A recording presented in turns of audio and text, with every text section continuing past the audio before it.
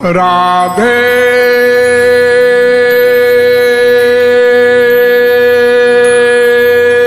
कुछ ना करने का नाम है शरणागति। कुछ करना ही नहीं। देखिए, जैसे कोई चोर, कोई डकैत किसी को कहीं पर मिल जाए और वो रिवॉल्वर दिखा करके कहे हैंड्स अप, तो क्या करते हैं लोग? हाथ उठा दी। हाथ उठाने का मतलब क्या? हाथ उठाने का मतलब हमने सरेंडर कर दिया। अब वो जैसा जैसा कहता है हाथ ऊपर करो, ऊपर कर लिया, नीचे करो, नीचे कर लिया, दाएं करो, बाएं करो। अब जैसा वो कहता है वैसा करते हैं आप। अब अपनी तरफ से कुछ नहीं करते। अब वो कहता है अलमारी खोलो, बैग में सब कुछ डाल दो, तुम्हारे घर में जितना पैसा है, जितना सोना है, सब डाल दो। आप अपने हाथ से सब डाल करके दे रहे हैं, लेकिन कैसे दे रहे हैं? उसके कहने से। आप अपनी तरफ से कुछ नहीं कर रहे, क्योंकि आपने तो सरेंडर कर दिया। इसी प्रकार देखिए, एक नवजात शिशु होता है, तुरंत का पैदा हुआ बच्चा, तो वो क्या करता है? कुछ नहीं करता, क्योंकि कुछ कर ही नहीं सकता। बेचारा लाचार है, करवट तक नहीं बदल सकता, वो ही मां बदल पाती है। तो उसको भूख लगी है, प्यास लगी है, पेट में दर्द हो गया, बदहजमी हो गई, कुछ भी हुआ तो बोल भी नहीं सकता, बेचारा रो देता है। अब माँ अपनी पूरी बुद्धि लगा करके सोचती है इसको क्या चाहिए।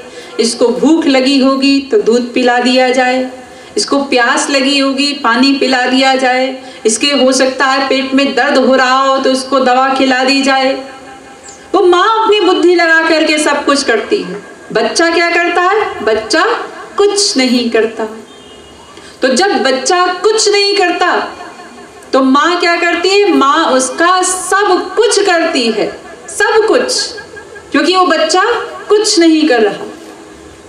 जब बच्चा थोड़ा बड़ा हो गया, अपना थोड़ा थोड़ा काम करना उसने सीख लिया, कुछ कुछ काम करने लगा, तो माँ ने कुछ कुछ काम करना बंद कर दिया। जब बच्चा और बड़ा हो गया, अब 18 साल 20 साल का हो गया, अब अपना सब काम अपने आप करने लगा। अपने आप नहाता है, धोता है, खाना खाता है, स्कूल जाता है, कॉलेज जाता है, लौट कर आता है, सब काम अपने आप कर रहा है। तो अब माँ कुछ नहीं करती। अब माँ को कोई विशेष चिंता नहीं। अब अगर किसी दिन कॉलेज से आने में लेट भी हो गया और पिताजी ने पूछ भी लिया, अरे भाई रमेश कहाँ है? अजी चला गया होगा अपने दोस्तों के साथ। इतनी लापरवाही से उत्तर दे देती है माँ, यानी कोई विशेष चिंता नहीं। लेकिन जब वो रमेश छोटा बच्चा था, एक दिन अगर 15 मिनट लेट हो गया स्कूल से आने में, तो दोनों माँ बाप दौड़ पड़े घर छोड़ करके बच्चे को ढूंढने के लिए। कहाँ गया बच्चा? इतनी चिंता थी। तो देखिए, जब बच्चा कुछ नहीं करता तो माँ सब कुछ करती है, पूरा ख्याल रखती है। जब बच्चा थोड़ा थोड़ा अपना काम करना सीख जाता है तो माँ थोड़ा थोड़ा काम करना बंद कर देती है। जब बच्चा अपना सब कुछ करने लगता है तो माँ कुछ नहीं करती। ऐसे ही जब तक हम लोग अपने भीतर कर्तापन का अहंकार रखते हैं, मुंह से तो बोल देते हैं जी हम कौन होते हैं, कुछ करने वाले, सब कुछ कराने वाला वही है, ये बोलने से काम नहीं होगा। लेकिन भीतर क्या होता है? कर्तापन का अहंकार रहता है। तो जब तक वो कर्तापन का अहंकार रहेगा तब तक कृपा नहीं होगी। तब तक भगवान क्या करेंगे? न्याय करेंगे। आपके अंतःकरण में बैठकर आपके एक एक क्षण के एक एक आइडिया को नोट करेंगे, उसके अनुसार आपको फल दे देंगे। ये उनका न्याय। कृपा नहीं करेंगे। कृपा कब होगी? जब आप कुछ ना करने की अवस्था पर पहुंच जाएंगे, यानी कंप्लीट सरेंडर जब होगा, 100% शरणागति हो जाएगी, कृपा तब होगी। बाल बराबर भी यदि कमी है शरणागति में तो हम कृपा की आशा नहीं कर सकते। हमने थोड़ी थोड़ी शरणागति की तो थोड़ी थोड़ी कृपा हुई, फिर हमारी शरणागति बढ़ी तो कृपा थोड़ी बढ़ी, ऐसे ही जब शरणागति कंप्लीट हो गई तो कंप्लीट कृपा हो गई, फिर तुरंत माया निवृत्ति, दुख निवृत्ति, परमानंद प्राप्ति, सब कुछ तुरंत होगा जैसे ही कंप्लीट सरेंडर होगा। देखिए द्रौपदी का चीरहरण का आख्यान आप सब लोगों को ज्ञात होगा। जब पांडवों ने जुआ खेला और जुए में अपना सब कुछ दांव पर लगा दिया और प्रत्येक दांव हारते गए, अंत में द्रौपदी को भी दांव पर लगा दिया और वो दांव भी हार गए। तो दुर्योधन ने दुशासन को आज्ञा दी कि जाओ द्रौपदी को बालों से पकड़कर घसीटते हुए सभा में ले आओ। तो दुशासन गया और द्रौपदी को बालों से पकड़कर घसीटते हुए सभा में ले आया।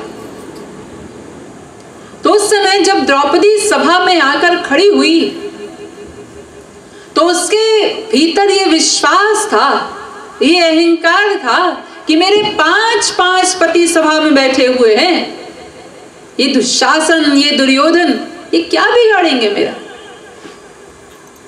और स्वाभाविक भी था उसका अहंकार करना।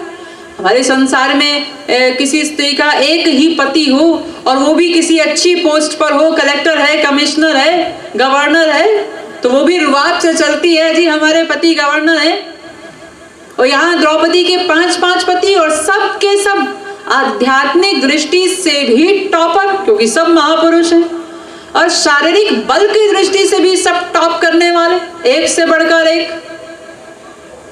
तो स्वाभाविक है द्रौपदी का भी अहंकार करना। तो जब सभा में जाकर खड़ी हुई द्रौपदी तो उसने देखा अपने पतियों की ओर, अरे ये उठता है अभी भीमसेन, इसके दांत तोड़ देगा। लेकिन जब भीमसेन की ओर देखा सहायता की दृष्टि से कि मेरी रक्षा करेगा, तो भीम का सिर झुक गया। अभी उठते हैं गांडीवधारी अर्जुन, अर्जुन का सिर भी झुक गया। एक एक करके 5 पतियों के सिर झुक गए कि हम तुम्हारी कोई सहायता नहीं कर सकते, हम तुम्हारी रक्षा नहीं कर सकते, सॉरी। अब यहां से द्रौपदी की शरणागति प्रारंभ हुई। अब उसने भगवान को पुकारना प्रारंभ किया। ये भीतर जो 5 पतियों का बल था वो निकला, वो बल निकला। अब भगवान को पुकारना शुरू किया।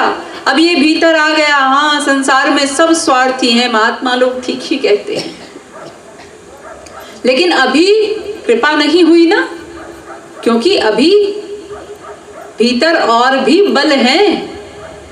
अब किसका बल है? अरे सभा में ये गुरुजन आदि बैठे हैं, इन सब के बैठे हुए भला कैसे ऐसा अनर्थ हो सकता है। तो देखा सहायता की दृष्टि से, रक्षा की दृष्टि से द्रोणाचार्य की ओर, कृपाचार्य, भीष्म पितामह आदि की ओर देखा, उन सब लोगों ने भी सिर झुका लिया, हम भी कुछ नहीं कर सकते। अब शरणागति और बढ़ी, यानी भीतर से और खाली हो गई। वो गुरुजनों का बल वो भी निकल गया। अब शरणागति और बढ़ी, लेकिन अभी भी कंप्लीट नहीं हुई। अब द्रौपदी ने सोचा कि कोई बात नहीं, अगर कोई मेरी रक्षा नहीं कर सकता तो क्या हुआ, मैं अपनी रक्षा स्वयं करूंगी। अभी अपना बल रखा हुआ है, मैं अपनी रक्षा स्वयं करूंगी। ऐसा सोचकर साड़ी का पल्लू वो दबाया दांत के नीचे, और उधर द्वारिका में श्री कृष्ण वो बैठकर भोजन कर रहे थे। रुक्मिणी जी भी बैठी थी पास में। तो भोजन करते करते अचानक से रुक गए भगवान। मुंह में जो ग्रास है न मुंह चला पा रहे हैं, जो हाथ में है वो हाथ में रह गया, मुंह का मुंह में रह गया। बिल्कुल ऐसी अवस्था हो गई उनकी जैसे कोई स्टैचू हो, ना हिल रहे न डुल रहे, बिल्कुल एक स्टैचू की तरह, एक मूर्ति की तरह हो गए, स्तब्ध। तो रुक्मिणी जी साथ में बैठी थी, उन्होंने पूछा महाराज क्या हुआ, आप अचानक खाते खाते रुक क्यों गए? कोई कंकड़ आ गया? कभी कभी ऐसा होता है ना, हम लोग बड़े मजे से भोजन करते जाते हैं और बीच में कोई कंकड़ आ जाता है तो अचानक से कैसा मुंह बनता है फिर? तो श्री कृष्ण ने कहा नहीं रुक्मिणी, वैसा है कि मेरे एक भक्त पर बड़ा कष्ट आया है। तो रुक्मिणी ने कहा तो महाराज उस भक्त की रक्षा कीजिए फिर। नहीं रुक्मिणी, मैं अभी कुछ नहीं कर सकता। क्यों?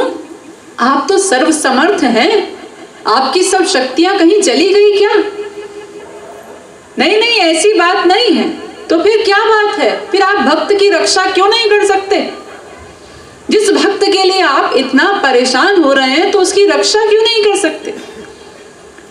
तो श्री कृष्ण कहते हैं रुक्मिणी, मेरा कानून है, अनन्याश्चिन्तयन्तो माम ये जनाः पर्युपासते तेषां नित्याभियुक्तानां योगक्षेमं वहाम्यहम्। जब तक जीव अनन्य होकर केवल मेरी ही शरण में नहीं आएगा, मैं योगक्षेम वहन नहीं कर सकता। तब तक मैं कुछ नहीं कर सकता, मैं रक्षा नहीं कर सकता। क्योंकि द्रौपदी ने अभी साड़ी का पल्लू दबा रखा था अपने दांत के नीचे। तो जब दुशासन ने खींचा, 10,000 हाथियों का बल रखने वाला दुशासन, उसने जब खींचा साड़ी का पल्लू तो साड़ी निकली नहीं दांत से, केवल थोड़ी सी खिसक गई। क्योंकि द्रौपदी में भी शक्ति है, पंच दिव्य कन्याओं में से एक है द्रौपदी, उनके पास भी पावर है।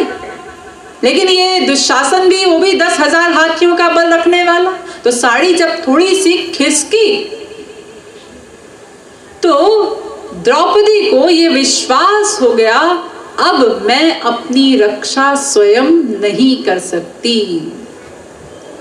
यानी भीतर ये जो एक बल बाकी था ये भी निकल गया, अब भीतर से बिल्कुल खाली हो गई। पहले 5 पतियों का बल था वो निकला, फिर गुरुजनों का बल था वो भी निकल गया, फिर स्वयं का बल था वो भी निकल गया। जब भीतर से एकदम खाली हो गई, अब जब आर्त पुकार की, अब जब भीतर से पुकारा हे नाथ द्वारिका वासिन, तो तुरंत अंबरावतार हो गया, तुरंत। फिर एक क्षण की भी देरी नहीं हुई, एक क्षण भी, तुरंत भगवान अंबर के रूप में प्रकट हुए और द्रौपदी के शरीर से लिपटते चले गए, लिपटते चले गए। 10,000 हाथियों का बल रखने वाला दुशासन वो खींचता जा रहा है, खींचता जा रहा है, लेकिन साड़ी का अंत नहीं हो रहा। क्योंकि भगवान स्वयं बने हैं ना, वो तो अनंत है, तो अंत कैसे हो? स्वयं अंबर बन करके लिपटते जा रहे हैं द्रौपदी के शरीर से, तो अंत नहीं हुआ। बेचारा चक्कर खाकर गिर गया। तो देखिए द्रौपदी का आख्यान इस बात का प्रमाण है कि जब तक हम कंप्लीट सरेंडर नहीं करेंगे, पूर्ण शरणागति, पूर्ण शरणागति, उसमें थोड़ी सी भी कमी नहीं चाहिए, तब भगवान कृपा करेंगे।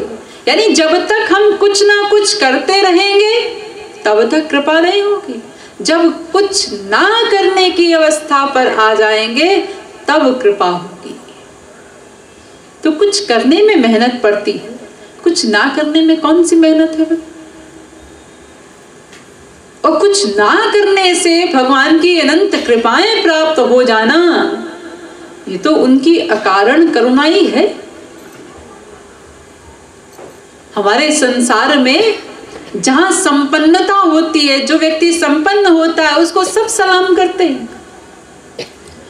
हमारे श्री महाराज जी का एक भक्ति परक ग्रंथ है, भक्ति शतक, उसमें 100 दोहे बनाए उन्होंने। तो एक दोहा है उसमें, सब साधन संपन्न कहा, पूछत सब संसार राधे राधे। साधनहीन प्रपन्न कहा, पूछत नंद कुमार राधे राधे। साधन संपन्न को संसार में सब पूछते हैं, लेकिन साधनहीन प्रपन्न जीव को संसार वाले नहीं पूछते, उसको केवल भगवान पूछते हैं। तो हमें उन्हीं के पास जाना है, उन्हीं के समक्ष जाना है, साधनहीन हो करके। साधनहीन ही तो है हम लोग। कौन सा साधन है हमारे पास? हम लोग जो अहंकार लिए घूमते हैं, हमारे पास इतना बड़ा बंगला है, हमारे पास इतनी प्रॉपर्टी है, इतना बैंक बैलेंस है, इतनी गाड़ियां हैं, ये सब माइक चीजें हैं, तुच्छ चीजें, नश्वर चीजें। ये तो सब की सब यही रहने वाली चीजें हैं। और किसी के पास कुबेर का भंडार भी किसी को मिल जाए तो क्या उससे भगवत प्राप्ति हो जाएगी? भगवान को पाने का तो कोई साधन नहीं है। ये सब चीजें जो हमारे पास हैं, इनसे भगवान को तो नहीं पाया जा सकता, उन्हें तो नहीं जीता जा सकता। तो फिर हमारे पास क्या है? कुछ भी नहीं।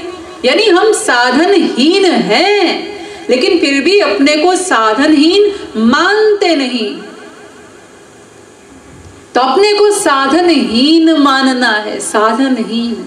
इन सब ये जो चीजें हैं ना, माइक चीजें, संसारिक चीजें, तुच्छ नश्वर वस्तुएं, इनके अहंकार को छोड़िए और भीतर से बिल्कुल खाली हो करके एकदम तब जाइए उनके समक्ष, फिर वो कृपा करेंगे। यानी जब कुछ ना करने की अवस्था पर आ जाओगे तब कृपा होगी। तो शरणागति माने कुछ ना करना।